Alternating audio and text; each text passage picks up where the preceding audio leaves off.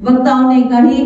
निकुराम सैनी जी ने बड़े अच्छे अपने भाषण में अपनी भाषा में आपको बताया कि किस तरीके से यहाँ पर महंगाई बढ़ी है, नौजवान हमारे जगह जगह भटक रहे हैं, पर कोई एम्प्लॉयमेंट की बात कोई नहीं करता।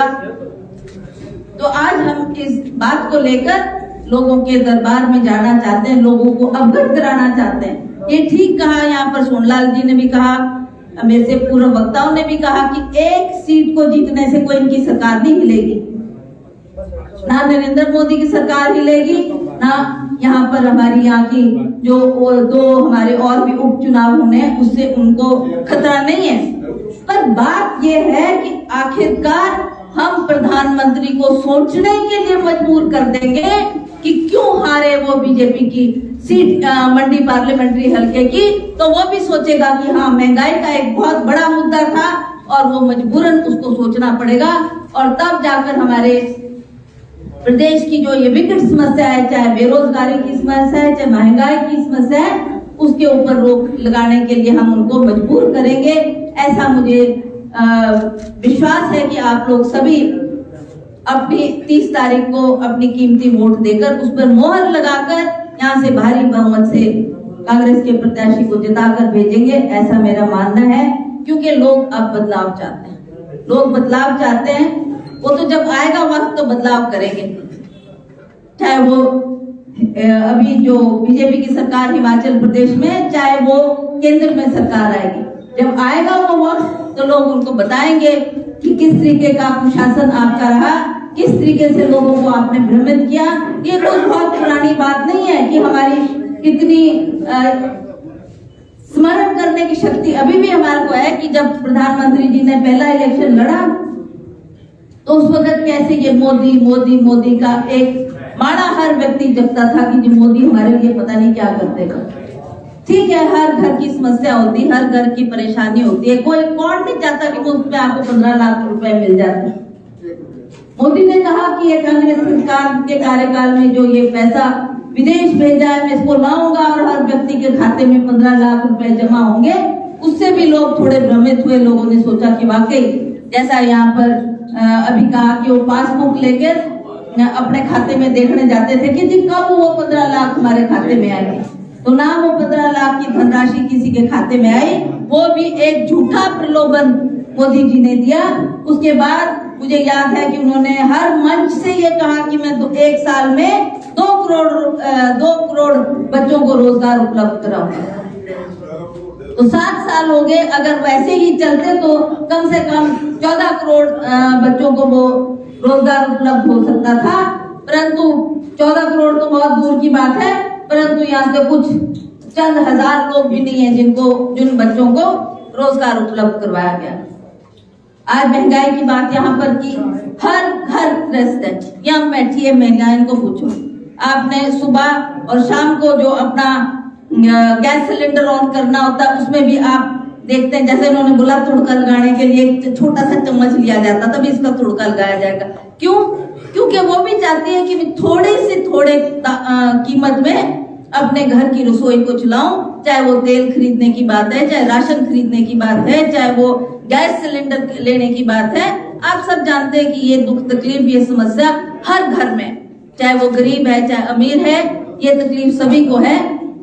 तो मैं आपसे ये कहना चाहती हूँ कि आपने बहुत सोच समझकर अब ये निर्णय करना है, फैसला करना है, क्योंकि ये महंगाई की मार हर व्यक्ति को पड़ रही है, हर व्यक्ति इससे त्रस्त है और सभी चाहते हैं कि हमारे को इससे निजात मिले। वो निजात तभी मिल पाएगी जब ये पार्लियामेंट का इलेक्शन कोई छोटा इलेक्शन नहीं है, बहुत बड़ा इलेक्शन होता है। इसमें 17 कॉन्स्टिट्यूंसीज होती है और 17 के 17 हलकों से जीतकर जो जाता है पार्लियामेंट में बैठने के लिए, तो वहां भी ये आवाज पहुंचती है कि इस तरीके से हमारा जो प्रत्याशी जीत कर आया वो भारी बहुमत से उसने जीत हासिल की है।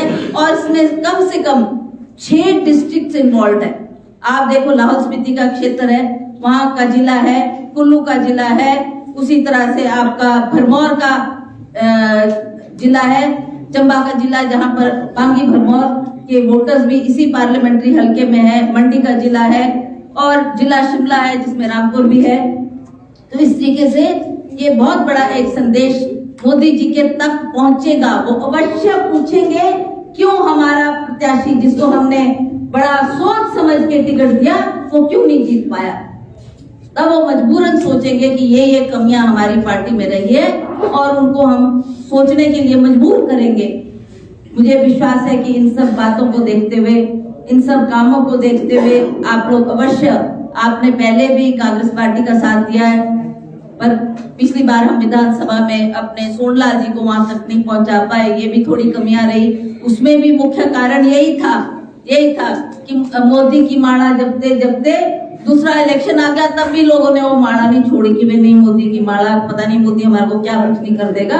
पर अब लोग इस बात को जान चुके हैं, समझ चुके हैं कि मोदी जी ने हमारा बहुत बेवकूफ बनाया, बहुत हमारे को गुमराह किया और हम लोग किस तरीके से भटके। अब लोग अपने रास्ते में वापस आना चाहते हैं। अब लोग जैसे अभी यहाँ पर एक भाई हमारा जिन्होंने भाजपा के विचारधारा से थे, उन्होंने छोड़ के कांग्रेस में शामिल हुए, ऐसे जितनी भी हमने जनसभाएं की जगह जगह, चाहे वो भरमौर था, चाहे वो लिल का क्षेत्र भरमौर में ही आता, वहां भी हमने बहुत तादाद में वहां पर लोग कांग्रेस में शामिल हुए।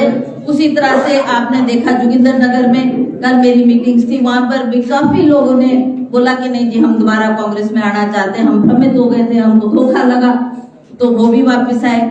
उसी तरह से मैं समझती हूँ मंडी जिले के लोग भी अब काफी परिवर्तन चाहते हैं और अगली बार जब हमारा चाहे विधानसभा का इलेक्शन होगा, चाहे पार्लियामेंट का इलेक्शन होगा, उसमें अवश्य आप अवश्य परिवर्तन देखेंगे और लोगों में जो मन में ये धारणा आ गई है कि अब इनको बदलने से ही हमारा सुधार होगा, तो मैं समझती हूँ कि अब आप लोगों को इस पर सोच करना है, विचार करना है, मनन करना है।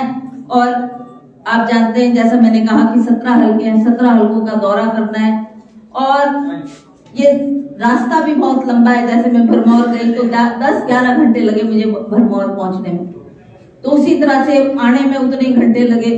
तो हर क्षेत्र में जाना, हर क्षेत्र की उपस्थिति, वहाँ एक एमपी को दिखाने, जो कैंडिडेट होता है उसको जाने में बहुत समय लगता है।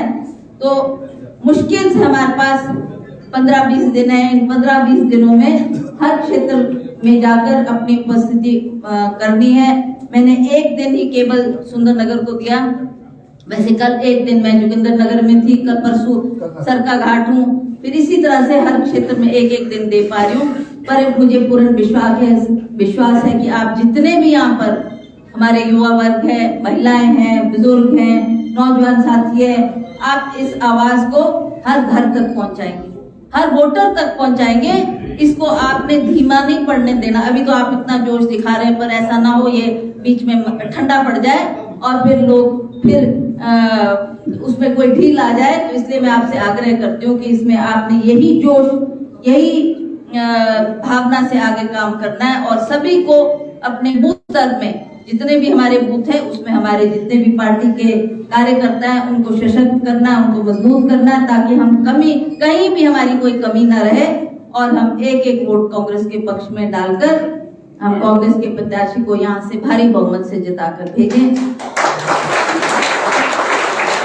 मैं आपको विश्वास दिलाना चाहती हूँ कि आपके आशीर्वाद से जीती तो दोबारा इसी तरह का दौरा हर क्षेत्र का करूंगी, तब तो उसमें भी होगा। ज्यादा दिन अपने वोटरों के बीच में रहकर उनके दुख तकलीफ जानने का प्रयास करूंगी।